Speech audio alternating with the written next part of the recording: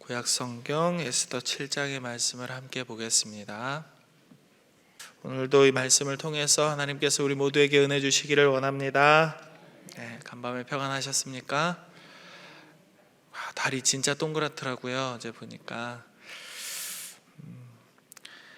오늘 말씀은 에스더의 두 번째 잔치로 시작을 합니다. 2절의 말씀을 보겠습니다. 왕이 둘째 날 잔치에 술을 마실 때 에스더에게 또 물어봤대요. 왕후 에스더여, 그대의 소청이 무엇이냐? 허락하겠다. 그대의 요구가 무엇이냐? 곧 나라의 절반이라도 내가 주겠다라고 이렇게 이야기합니다. 이 약속은 5장을 보시면 두 번 나오거든요. 5장 3절 한번 보시겠습니까? 한 장 앞으로 넘어가셔서 5장 3절 말씀 같이 읽어봅니다. 시작. 왕이 이르되 왕후 에스더여, 그대의 소원이 무엇이며 요구가 무엇이냐? 나라의 절반이라도 그대에게 주겠노라. 6절 말씀 한번 읽어봅니다. 시작. 잔치에 술을 마실 때에 왕이 에스더에게 이르되 그대의 소청이 무엇이뇨? 곧 허락하겠노라. 그대의 요구가 무엇이뇨? 나라의 절반이라 할지라도 시행하겠노라. 그래요. 그래서 세상을 움직이는 건 남자고 남자를 움직이는 건 여자라는 말이 있는데, 그 페르시아 제국의 절반을 주겠다. 얼마나 예뻤으면 그랬을까요? 얼마나 마음에 들었으면 그랬고, 그리고 얼마나 좋아했으면 그랬을까요? 근데 이 남자의 마음이 이렇게 참,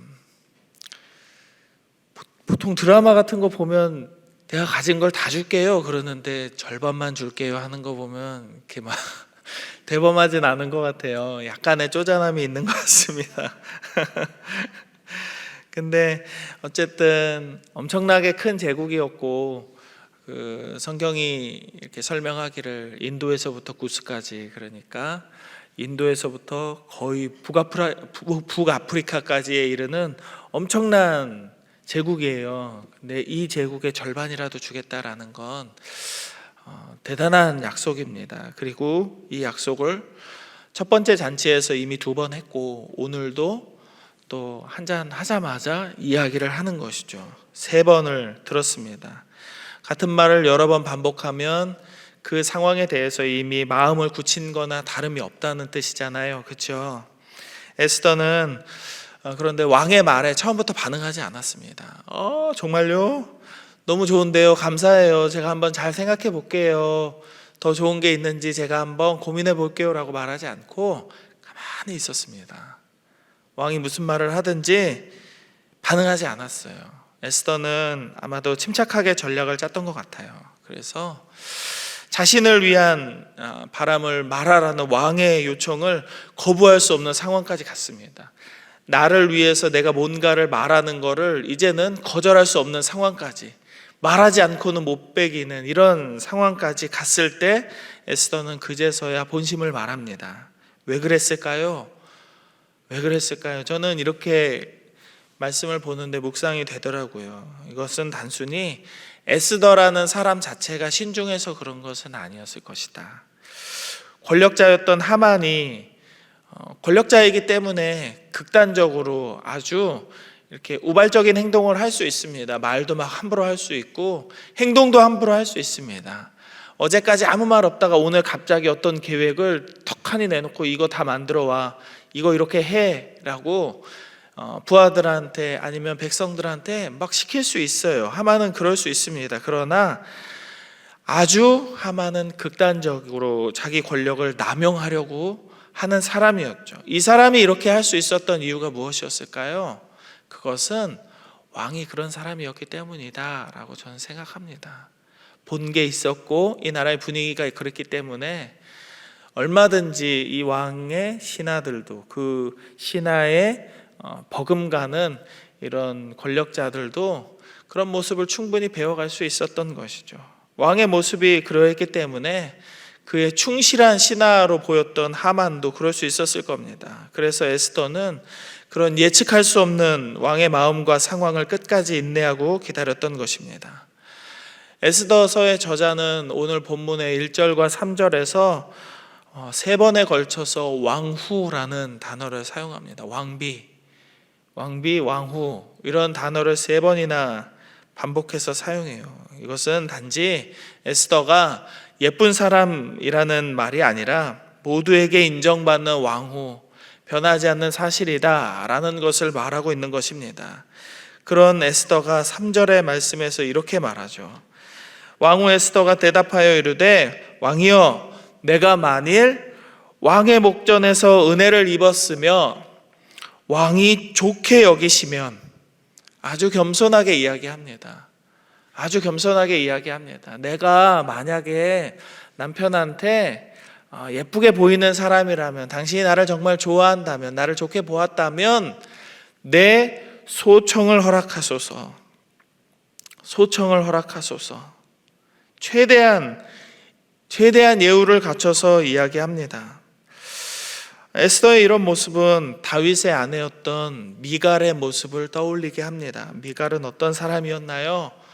이스라엘의 초대 왕이자 하나님께서 직접 세우신 가장 잘생기고 가장 능력 있고 가장 뛰어난 사람의 표본이었던 사울의 딸입니다. 그리고 성경 역사상 가장 위대한 성군이었던 다윗의 아내였던 사람이 바로 미갈입니다. 사무엘하 6장 20절의 말씀을 제가 읽어드리겠습니다. 다윗이 자기의 가족에게 축복하러 돌아오매 사울의 딸 미갈이 나와서 다윗을 맞으며 이르되 이스라엘 왕이 오늘 어떻게 영화로우신지 방탕한 자가 염치 없이 자기의 몸을 드러내는 것처럼 오늘 그의 신복의 계집종의 눈앞에서 몸을 드러내셨도다 라고 자기 남편을 조롱합니다. 이 말 표현이 참 굉장히 비하하는 거죠. 자기 신복들 앞에서 몸을 드러냈다도 아니고 본인의 계집종들 앞에서 몸을 드러냈다도 아닙니다. 자기 부하의 별것 없는 사람들 앞에서, 자기 신복의 계집종의 눈앞에서 몸을 드러냈다. 굉장히 불편한 말입니다. 그런데 이 날이 어떤 날이었을까요? 언약궤가 돌아오는 날이었습니다. 이스라엘에 큰 기쁨이 있어서 다윗과 그의 모든 백성들이 하나님을 찬양하며 예배하는 날이었습니다. 그런데 미갈은 창문으로 이 모습을 보고 있었습니다. 참석하지 않았다는 거죠. 그리고 예배드리고 있는, 하나님 앞에서 기뻐 뛰놀고 있는 이 남편을 보면서 업신여기고 깔보며 조롱의 말을 던졌던 것입니다. 미갈이 그런 태도로 말을 할 수 있었던 것은 첫째로는 그가 가진 왕비라는 위치에 대한 자신감 때문이었을 겁니다. 나는 왕비야, 나는 왕후야, 나는 이런 대단한 나라의 이스라엘의 왕 다음에 어떤 왕을 조종할 수 있는, 움직일 수 있는 권력자야 라는 이런 자신감이 있었겠죠. 그리고 두 번째로는 자신의 아버지가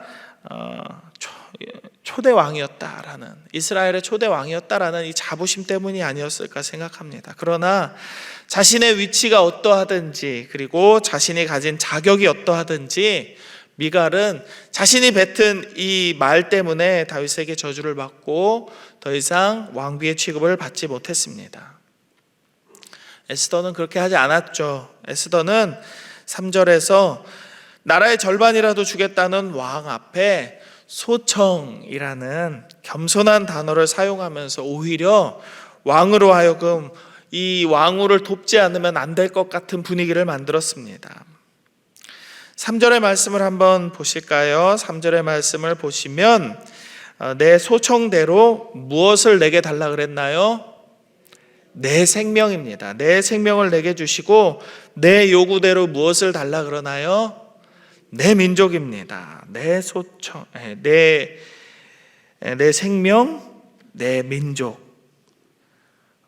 이런 표현은 4절의 말씀에서 처음에 뭐라고 이야기를 시작하나요? 나와 내 민족.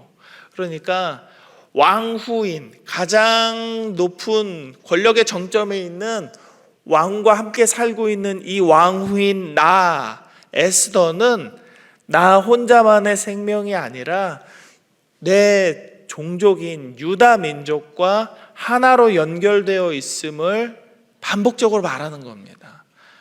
그래서 내가 죽으면 유다 민족도 없고 유다 민족이 죽으면 나도 없습니다. 서로 의미가 없는 거예요. 그러니까 내 생명을 구하시려거든 내 민족도 구해 주십시오라고 이야기를 시작하려 하는 것이죠.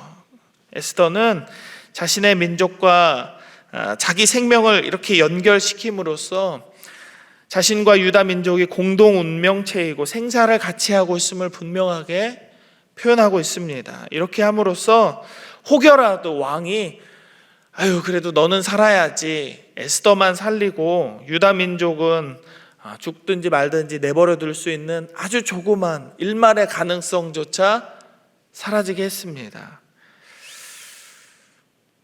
유다 민족을 죽이는 것은 에스더를 죽이는 것과 동일한 것입니다 라는 이 논리로 이야기를 하자, 왕을 설득하자 왕은 그 주동자를 찾았고 곧 하만이 지목되었습니다. 그리고 하만은 모르드게를 죽이기 위해 준비한 나무에 자신이 달리게 되면서 비참한 최후를 맞았죠. 높이가 50규빗 된다라고 구절에서 표현하고 있는데요, 한 규빗을 이렇게 보통 50cm로 보거든요. 그러면 25m짜리인데 아파트 한 층의 층고가 3.3m입니다. 그러면 거의 8층 높이예요. 8층 높이. 굉장히 긴 나무입니다. 모르드게를 잡아서 신나게 이 나무에 달으려고 준비했던 하만의 계획은 다 사라지고 본인이 그 8층 높이의 나무에 달리게 된 것이죠. 우리는 오늘 말씀에서 두 가지 사실을 묵상할 수 있겠습니다. 첫 번째는 우리는 말에 실수가 없어야 한다라는 것입니다. 이것은 잘 모르는 것에 대해서, 잘 알지 못하는 것에 대해서 그냥 이렇게 똑똑하지 못한 말을 하지 말아야 된다라는 그런 의미가 아닙니다. 이것은 교만하지 말아야 한다라는 의미로 생각해 보셔야 되겠습니다. 에스더는 이미 왕의 요청으로 나라의 절반을 얻을 수 있는 상황을 3번 경험했습니다. 왕이 한 말은 허튼 말이 될 수 없어요.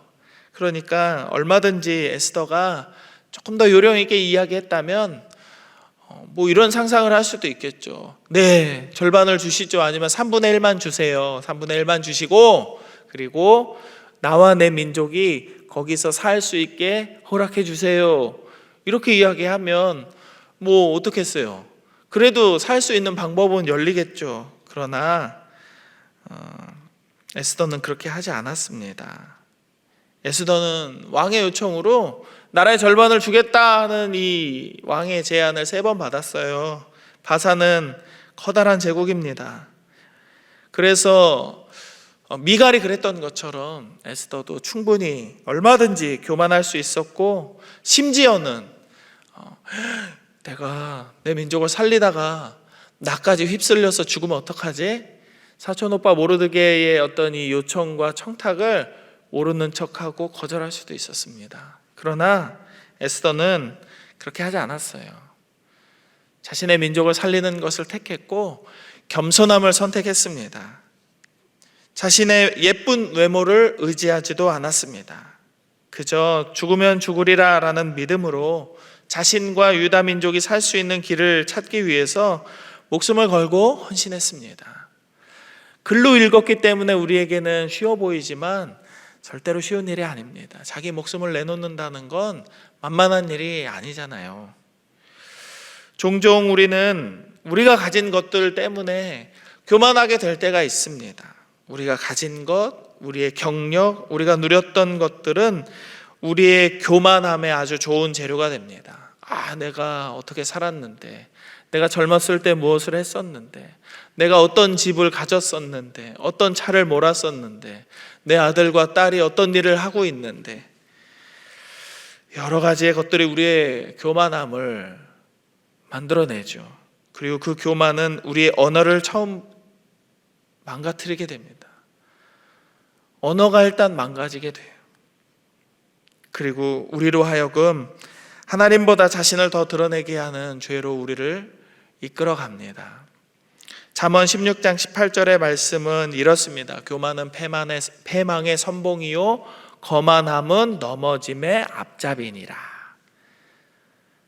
교만과 거만함은 패망과 넘어짐을 이끌어냅니다. 그러나 에스더는 겸손했기에 성공했습니다. 우리는 이 사실을 잊어서는 안 되겠습니다. 오늘 묵상할 두 번째 내용은 자기 자신만 살아남아서는 공동체가 성립이 되지도 않을 뿐더러 공동체가 사라지면 우리 자신도 존재하기 어렵다라는 사실입니다. 우리는 모두 광양제일교회라는 한 교회의 일원으로 하나님의 부르심을 받았음을 믿으시기 바랍니다. 그리고 우리는 한 가정의 일원으로, 우리가 속해 있는 직장의 일원으로, 사업체의 일원으로, 그리고 우리 삶의 터전에서 만나는, 함께하는 모든 공동체의 일원으로 부르심을 받았습니다. 우리 몸에서 한 곳만 건강하고 다른 곳은 모두 망가진 채 건강하게 살아가는 것은 힘든 일입니다.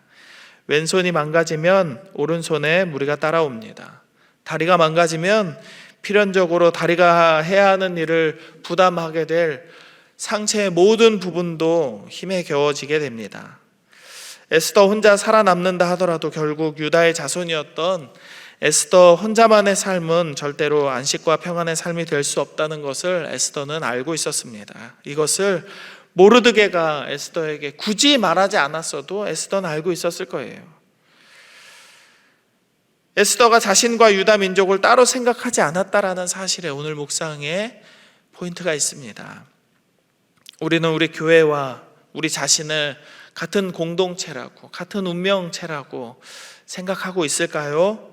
아니면 나와는 전혀 상관없는 사람들과 그저 신앙생활을 유지하는 어떤 사회적 관계 정도로 생각하고 있을까요? 하나님께서 우리를 예수 그리스도를 머리로 하는 한 몸으로 부르셨음을 믿으시기 바랍니다. 그래서 우리는 우리 교회를 위해서 기도해야 하겠습니다. 우리 교회를 위해서 헌신하고 봉사할 수 있어야 하겠습니다. 교회 안에서 우리에게 맡겨진 소명을 찾고 하나님의 영광을 드러내는 믿음의 삶을 살아내야 하겠습니다. 이것은 교회만을 위한 일이 아닙니다. 그리고 누군가 다른 일을 위함이 아닙니다. 이것은 하나님 앞에 영광을 돌리는 일이고 결국엔 우리 자신을 위하는 일임을 잊어서는 안 됩니다. 사랑하는 여러분, 특별히 오늘은 명절입니다. 우리에게 주어진 가정을 생각했으면 좋겠습니다. 나 혼자 잘 사는 가정은 없습니다. 다 같이 잘 살아야 내가 가족의 일부고 일원으로 남을 수 있습니다. 부모와 형제 중 어려운 이들이 있다면, 아직 구원받지 못한 이들이 있다면 그들을 위해서 기도하고 그들을 위해서 우리의 손을 펴는 것을 게을리해서는 안 되겠습니다. 하나님께서 에스더의 겸손과 신실한 믿음에 응답하셨던 것처럼 여러분의 기도와 그 헌신과 섬김에도 응답하시고 여러분의 마음의 소원에 은혜를 주실 것을 믿으시기 바랍니다. 모쪼록 이 믿음 안에서 명절에 모인 모든 식구들과 함께 사랑과 은혜를 나누는 우리 모두가 되기를 주의 이름으로 축복합니다. 함께 기도하겠습니다. 이 시간 기도하실 때에는 이렇게 기도하면 좋겠습니다. 우리 가정과 교회 안에서 하나님께서 맡겨주신 믿음의 사명을 온전히 감당하는 우리가 되게 하소서. 우리 가정과 교회에 평안을 주시고 힘겨워하는 우리 몸의 지체들을 위하여서 헌신하는 마음이 우리 가운데 가득하게 하여 주옵소서 기도하시고, 두 번째로는 수능과 취업을 준비하는 아이들 그리고 그 가정에 평안 주시도록 기도하십시다. 우리 교회에서 준비하는 115 투게더를 통해 온 교회가 하나 되어 하나님 앞에 영광을 드러내는 아름다운 시간을 갖도록 잘 준비되고 많은 이들이 함께 할 수 있도록 하나님 이끌어 주옵소서 기도하시고요. 그리고 이제 다음 달에 정책당회가 있습니다. 은혜 가운데 잘 준비되고 내년을 잘 준비해 나갈 수 있도록 해달라고 이렇게 몇 가지 기도 제목을 놓고 함께 기도하도록 합니다. 하나님, 오늘도 주의 말씀으로 인하여서 이 하루를 시작할 수 있도록 인도해 주심에 감사를 드립니다. 하나님, 우리도 에스더처럼 겸손한 자 되기를 원합니다. 우리도 에스더처럼 우리 몸을 위하여서 헌신하고 충성하는 믿음의 종들 되기를 원합니다. 가정과 교회 안에서 우리의 삶의 모든 터전의 공동체 안에서 하나님께서 우리에게 맡겨주신 사명이 있다면 그것을 온전하게 감당할 수 있는 믿음을 아버지 우리에게 허락하여 주옵소서.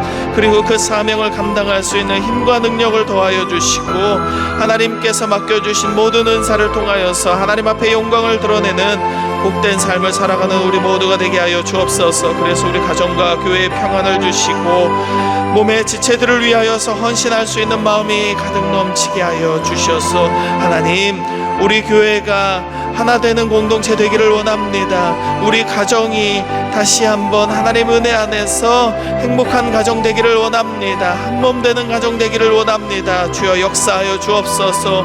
우리 중에 아직 구원받지 못한 이들이 있다면 저들의 인생을 저들의 삶을 아버지께서 붙들어 주시고 예수 그리스도 이름으로 말미암아 저들도 영생을 얻을 수 있는 귀한 명절 될 수 있도록 인도하여 주옵소서. 수능과 취업을 준비하는 모든 아이들과 그 가정의 평안을 주옵소서. 하루하루 일정이 다가올수록 두려움과 걱정과 염려가 저들의 마음에 가득 차지 않도록 주님 저들의 마음에 평안을 주시고 담대한 마음을 허락하시고 주께서 주시는 지혜와 명철이 가득 찰 수 있도록 인도하여 주옵소서. 우리 교회에서 11월 12일 날 115 투게더를 준비하고 있습니다.